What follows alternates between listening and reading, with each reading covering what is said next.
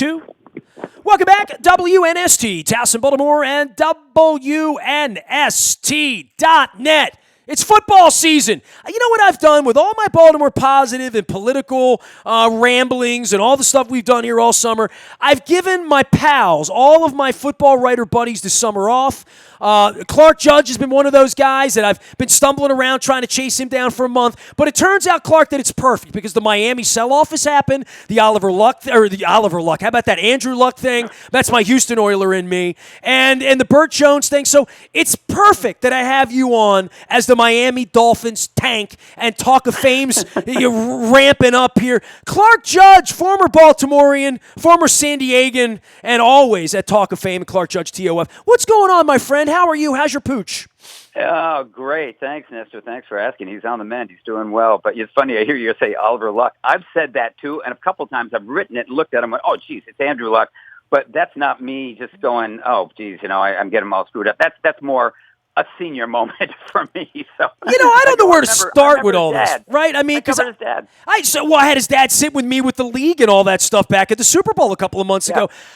The Andrew Luck thing. Let's start with that because I want to get to Ravens and Dolphins. And you're going to write about Eli Manning this week. You're up in the New York area where the Jets are hiring Hines Ward now. We got all that going on. But you brought up the Burt Jones thing as only you can because you were on the beat at that time and you were in Baltimore and all that. But the Andrew Luck thing and the promise of a quarterback that now looks to be his career's over. It really does speak to the violence of the league, I think, at this point. And I saw it a little bit with Elvis Grbac here almost 20 years ago now. Yeah, no question. I'm glad you mentioned Elvis Grbac, too, because I covered him in San Francisco.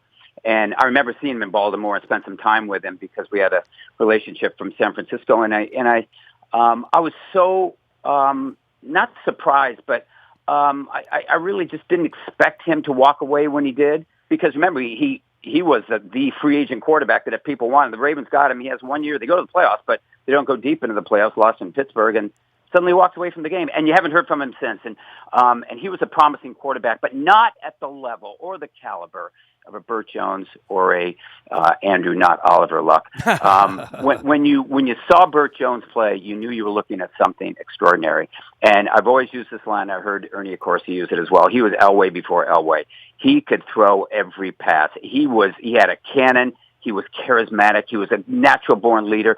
And he picked up not only that team, Nestor, as you know, he picked up that city and carried it on his shoulders for 3 years, and then he had the shoulder injury. And you look at what Andrew Luck did. I mean, he takes over a 2-14 team. Burt took over a 2-12 team, and Andrew Luck does the same thing, puts it on his shoulders and takes it to the playoffs 3 straight years. And then he gets hurt, and then he had the shoulder injury. And, yeah, he came back and had a great year last year, had a terrific year last year.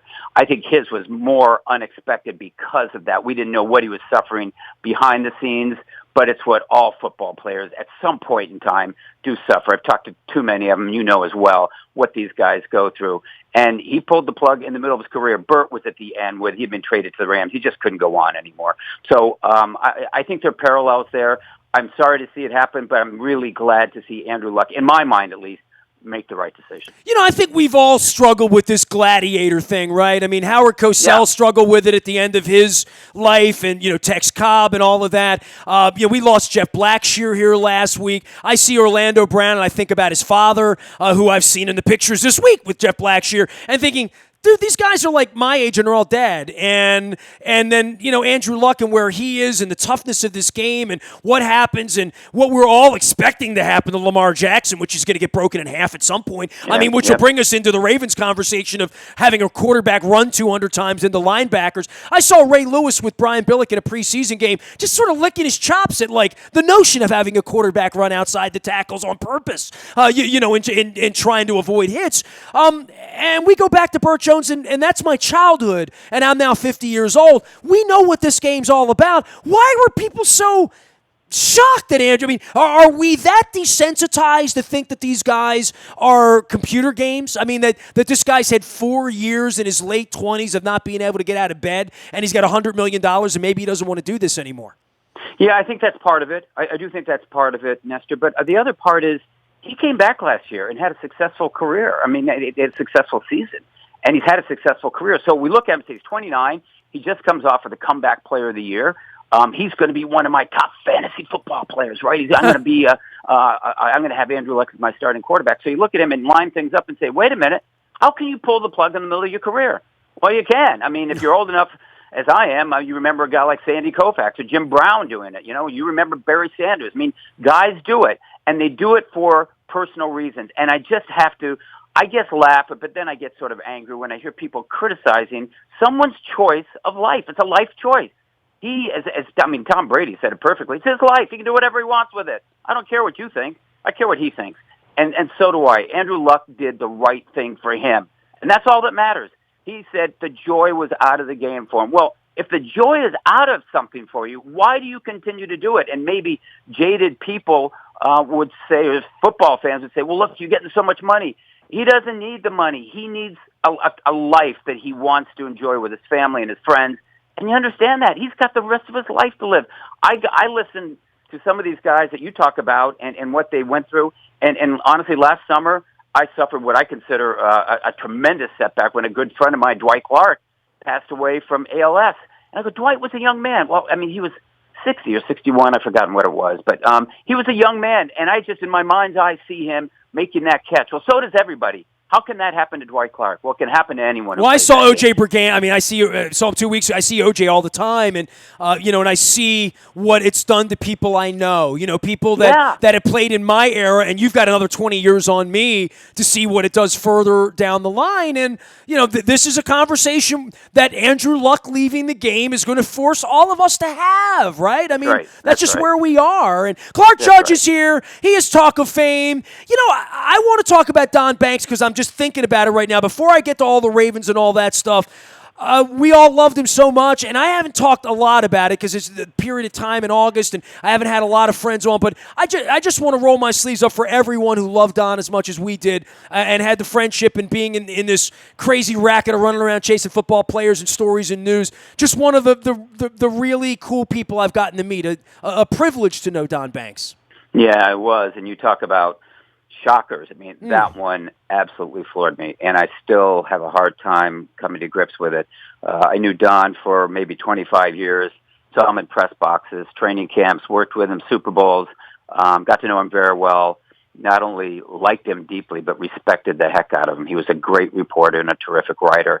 And the thing about Don was, like many of us, he was laid off at one point of his career, and it was about 3 years ago, I guess, from SI, and he got laid off because they had cutbacks, and they cut back on everything, and suddenly you got rid of one of your best reporters. Well, he had trouble finding some work, so he, like many other guys, he started freelancing, doing this and that. He landed with Patriots.com, started doing something with The Athletic, and it was great to see him staying in the loop because he's just so good, and it doesn't make a difference, honestly, with some of these people, how good you are or what kind of contacts you've got. It's either age or pay or whatever. And Don Banks was incomparable. And what happened was he got hired by the Las Vegas paper this summer, and he did a complete turnaround in terms of his attitude towards football in general and life.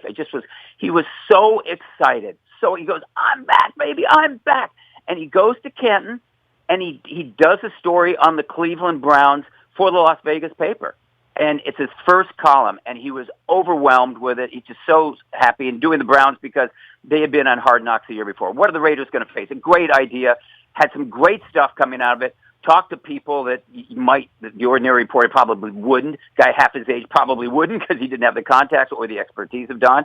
Hugh Jackson. He talked to Joe Thomas. He talked to Todd Haley, and he got great stuff. And that night, Saturday night, was overjoyed, excited. I just can't wait to start the season. And he never woke up.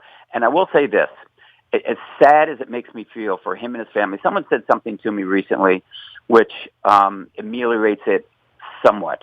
And he said, just think about this. I mean, Don, when he went to bed, was happier than he's ever been in 3 or 4 years. He was happier than he's ever been in 3 or 4 years.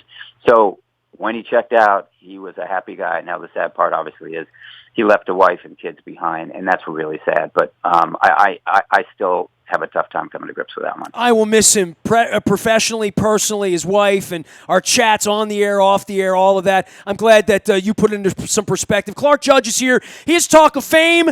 I'm heading to Miami this weekend, Clark, and I can't think there's going to be a whole lot of traffic going to the game. I mean, the sell-off of the Dolphins, where the Colts are, and we're a couple of these franchises that don't have high expectations. Certainly the Ravens have high expectations inside their building. Maybe the football world doesn't, but starting in Miami and starting at home against Arizona, against 300, 200 to 1 shots, this is as good as it's going to get the next couple of weeks to run on some training wheels, figure out this left guard thing, figure out where the pass rush is coming, and figure out what this offense is going to be this year.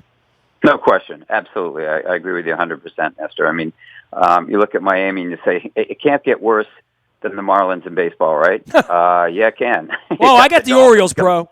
Yeah, well, that's true. You got the Orioles. But at least there's a semblance of a pulse there. Occasionally they look like they've got one. Not when they're playing the Yankees. But what was the Yankees' record against the Orioles this? Was it 16, 17-2? 16 straight, whatever it is. Yeah, 16 straight, 17-2. Well, you're a Yankees fan. I just wanted to give you a chance to dance around a little bit because we're not going to talk a lot of Orioles this month. Yeah, but anyway, getting back to the Dolphins. Yeah, it's a sell-off. I mean, they're tanking for Tua. I mean, you look at it and it's sad to see. They can say what they want, but they're going down the drain. They're circling the drain, but they're going to have some company. I think the Washington Redskins are going to be there with them. Arizona might be too. I have no idea what to make of Kyler Murray, but I tell you what, Steve Keim has stuck his neck out, and he's invested in a coach who really didn't do a whole lot in college football. Maybe he made it sort of exciting with his air raid attack. He didn't win more games than he lost, and now he's taking on a quarterback who was an attractive baseball player, was this close to getting a baseball contract, and ends up being their starting quarterback based on, 1 year at Oklahoma? I mean, great year, but I don't know what they got with him. And so you look at those, I'd start with those three teams and say, yeah, to me, Miami's the front runner in the clubhouse, but I don't think Washington's that far behind. Clark Judge is here. Talk of Fame is there. Clark, tell me what you guys do on the weekends and what you guys are doing out at Talk of Fame Network and making these conversations happen. We're only a couple of weeks out on Ed Reed, and we talked about Don Banks, talked about everybody going into the Hall of Fame and what that weekend represents. We got a Ring of Honor with Coach Billick here. Obviously, right. The Ed Reed thing that happened. Talk of Fame's an exciting project you took on a couple of years ago. Yeah, well, it's actually 6 years ago, and it's talkoffamenetwork.com for any of your listeners. Rick Goslin, Ron Borges, and I run it. The three of us are Hall of Fame voters, and we've been doing this for a while, as I said. And what we basically try to do is look at football through an historical and particularly a Hall of Fame lens. But that doesn't mean we're dealing with old guys only, or just old guys talking about old guys. That's not the case. We look at things that are happening today. For instance, as an example, the Andrew Luck story, put it through a historical prism, Burt Jones, and just try to educate people as much as hopefully entertain them and illuminate them. But try to give a voice to some of these guys from the past who don't have one. We've been on the air for 5 years with Talk of Fame Radio, and that's been good because we brought people on that otherwise wouldn't have been spoken to. Marvin Harris is a great example. He wasn't talking to anyone. He did one interview, did it with us. Paul Tagliabue wasn't talking to anyone, did an interview, did it with us. And so we get things from those guys that, to me, it's priceless. We had Mike Curtis on, and Mike Curtis, unfortunately, is suffering from dementia, but we got him on. And I want to hear from those guys because they're great players, and they're great players who shouldn't be forgotten. Drew Pearson, great player, shouldn't be forgotten. Now, hopefully, he's one of those guys that gets in the class of 2020 with a centennial class. But it's so sad to see these guys who gave so much to the game, and we're talking about that, Nestor, early, and we're talking about guys who gave their careers, and in some cases, maybe their lives for the game because they loved it so much, and people just moved on. They've forgotten them. Well, we haven't forgotten them, and nor will we. Clark Judge and Talk of Fame, you can listen to all the interviews. There's a whole audio section up, as well as the great writers, Ron Borges and Goose Goslin, who will be visiting here, as well as on the weekends, Talk of Fame on Sunday afternoons here at WNST. Clark, to the Ravens and your belief in the Ravens and what they're doing, there are plenty of skeptics, and I think you can't stand but be skeptical when you have an idea that you're going to run your quarterback around in this league in 2019. It's going to work for a while, and I think it's going to work successfully, especially here in the early going. I don't know where we are at the term with Kansas City and Cleveland and Pittsburgh. You see them later on in the month. We'll probably get a much better clue of what this team's going to be, but there is incredible optimism in Owings Mills. from Harbaugh down, it's not fake optimism. They've built this program around number 8, and they're going to go run the football this in a way that nobody else feels inclined to do. Yeah, it'll work till it doesn't work. That's the problem. Is that I look at it last year, and they're 6-1 with the regular season. They get in the playoffs, and what is San Diego? What are the Chargers? LA Chargers do? Always San Diego to you and me. All right, everyone take a drink every time someone says San Diego, all right? You won't make it through this show. But anyway, I've got an excuse because I covered the Chargers for 10 years in San Diego. I got an excuse because I love San Diego, and I went to Carson. Me too. Yeah, me too. But, and so what do? They basically said, okay, here's what we're going to do. We're going to stack the box, and we dare you to run because, we can bottle you up. Now, try to beat us with a pass. And he couldn't. And it may be, maybe your fans and listeners will say, well, look what happened in the fourth quarter. It was too late by then. The game was over. And yeah, they showed somewhat of a pulse in the fourth quarter, but you got to be a lot more accurate than that.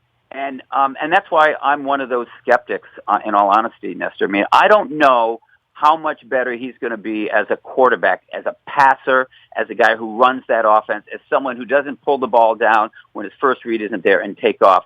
You cannot survive in this league by running the ball as a quarterback 200 or 300 times unless you're built like a Cam Newton. Cam Newton's taken so many hits. He's broken, too. You see all the injuries he's suffered and what it's done to him. It almost killed Steve McNair at one. Literally, yes. These guys that live that way. Steve Young, I covered Steve, and he was the best running quarterback ever seen. And Michael Vick's right there, very different quarterback in terms of running. He was electric, but it just doesn't work at some point. Now with both those guys, a little bit later in their lives. But you remember when Donovan McNabb first came in. He was a running quarterback, and then he wasn't. He was a pocket passer, and he was a damn good one. And to me, he's a Hall of Fame candidate. He's probably not going to get there, but he did one heck of a job with that team. 4 straight conference championship games, 5 in 8 years. He became a pocket passer. Eventually, you got to be that because that's where you're protected. So how are the Ravens going to protect him? With their offensive line? With their running game? I don't know. So he's going to pull the ball down and run 200 times? Good luck, because somewhere out there's a Haloti Nada to RG3. There's a guy that's going to hit him. It's going to get him from the blind side or going to catch up to him. And then it's over, because then you keep suffering injury after injury, and now you've got to become what you thought you wouldn't have to be, which is a pocket passer. So I want to see how accurate he is. I've seen him in preseason, and yeah, there's signs that he can be that way, but you got to be much more accurate if you're going to stay in this league for a long time. So that's why I'm skeptical. I just don't know how that formula is going to work. Clark Judge joining us here from Talk of Fame Network. You can find him out at Clark Judge TOF out on Twitter, as well as at Talk of Fame Network. For the Ravens and what they've done here to put the team together in Weddle, Mosley, Suggs, all these, Flacco. I mean, it feels like Flacco's been gone 5 years. He's been gone 5 minutes, right? And he's going to go run the Broncos, and we'll get a look at them on Monday night as well. DeCosta even getting these draft picks out of Illuminor and out of Vedvik, and this is being run differently than the way Ozzie ran it. It's certainly less conservative to some degree, right? I mean, Eric's willing to take more chances. Sure. And we'll see whether it works, and it might. Again, just to reference someone from the historical past, or I guess the past. That's what you're here for, Clark. That's why I have you. Bill Walsh used to say it to me all the time. You'd rather get rid of somebody 1 year too early than 1 year too late. And those guys you're talking about, one that not Mosley, obviously, but Suggs, he's at or near the end of his career. Weddle's not a young man, so maybe he's at or near the end of his career. What I worry about with those two guys is the leadership. They're both strong leaders in the locker room, on the field. They're both leaders. So who's going to be the voice that takes up for them? Mosley, to me, is a different story. I mean, C.J. Mosley was a tackling machine. So who replaces him? You've turned this thing over. The Flacco thing, that was inevitable. When you drafted Lamar Jackson, that was what's going to happen. Anytime you take a guy in the first round, whoever that quarterback is, and you mentioned Eli Manning, who I'm writing about later this week, that guy's out the door. And it may be that year. It's certainly not going to be anything more than 1 year. He may hold down that job for half a year, but eventually that season, if not at the end of the season, he's gone. So with Flacco, you knew there was just, Jackson took over last year 6-1. Well, he's certainly not coming out of the lineup. He's the future. Joe Flacco's not. I think Flacco can have some success in Denver, by the way. But anyway, some of those moves make sense to me. So when you transition and turn that thing over, do you take a real dip, or do you kind of hold your own and compete? In that division, you can compete because everyone's conceding to Cleveland. It's the Cleveland Browns. I mean, in my back of my mind, I go, somehow they'll find a way to screw this up. Have you seen their helmets? Yeah, it's the Cleveland Browns. They'll find a way to screw it up. So Pittsburgh's certainly beatable. I mean, they've gotten rid of two of their star players, but I think they could be, and it's certainly not an extraordinary thought. I'm not going on a limb. I think they could be actually better off without Bell and without Antonio Brown. Antonio Brown being the distraction, Le'Veon Bell, they played without him last year. James Conner certainly filled in adequately. He's not Le'Veon Bell, but he was a Pro Bowl player. They're not the distractions and the hang-ups that there were a year ago. And someone said to me, well, they're not going to the Super Bowl without him. I said, well, they didn't go to the Super Bowl with them, all right? So what's the difference? And they're trying something new. So I think it's kind of a wide open with those three guys. And, of course, then there's Cincinnati, so we don't talk about them. But I don't concede it to Cleveland. Yeah, they've got a talented roster. Yeah, they've got capable young players. What happens if Baker Mayfield gets hurt in the first or second game? I mean, then we'll see. I mean, it's the same thing with Pittsburgh. What happens if Big Ben gets hurt? He has been hurt, and they've carried on. So I just don't completely trust the Browns. I agree with John Harbaugh. They're the most talented team in the division, but most talented teams don't always win. So that's why it's a free-for-all. And you mentioned with Baltimore, your first two games, wow, what a great way to take a look at that team. Patriots going to fall apart this year, right? I mean, this is the year their cheating ends. You're off the cliff. Absolutely. They're gone. Yeah. No, Tom Brady's still there, for God's sake. I saw that Belichick hasn't won Coach of the Year in 10 years. I saw Judy Batista tweeted that out. Well, it's because he's raised the bar so high. I have to laugh every time. Last year, what ESPN was saying, he's going off the cliff, Yeah, sure. Every year we say this. One of these years you're going to be right. Maybe when he's 60, you're going to be right. He's eating avocado ice cream, getting ready to cheat and laughing at all of us right now. I'm going to tell you something. They're better and much better defensively. Much better defensively. And their wide receivers probably are better than they were as a group a year ago. And they're loaded at running back. I mean, people go, oh, Sony Michel. They've got James White, Sony Michel. They've got some really good they've got a bevy of really good backs. Not great backs, really good. Sonny Michel, I think, could be a great back at some point. But they got the right formula, and they got Bill Belichick. And you say, well, at what point does Tom Brady go off the cliff? It's not happening, people, because at the end of the year, he always winds it down. It wasn't Brady necessarily that carried him through the playoffs last year. A great game against Kansas City, and he certainly won that thing in overtime with the passes to Gronk. But look at how they won. They won it with defense. They suddenly sacked the quarterback where they couldn't during the regular season, and they ran the ball. The old, basically, formula that worked for years won them a Super Bowl they shouldn't have even been in. But they did it because they've got a formula that works with a quarterback who's second to none. Clark Judge, I read him when I was a young man in Baltimore as a one-time reporter, then on to San Francisco and San Diego, now residing somewhere near the metropolis of the Big Apple and covering all things football at Talk of Fame Network, as well as at Clark Judge, TOF. He's been my friend for a quarter of a century. Always love having you on. We don't sit in enough football games together, man. You got two lousy teams up there in your borough right now, but you'll be too busy watching the Yankees play into October. I'll be watching the Yankees in October and then the Patriots in December, January. Yeah, we'll get together one of these times. You know what? Maybe it'll be at your inauguration. You know what? It should be a Canadians-Rangers game at the Garden is what we should do. That sounds good. I'm up for that. Always up for that. Well, I did Streisand at the Garden, so I can do the Canadians. Why not, right? Okay, we'll meet halfway. That sounds good.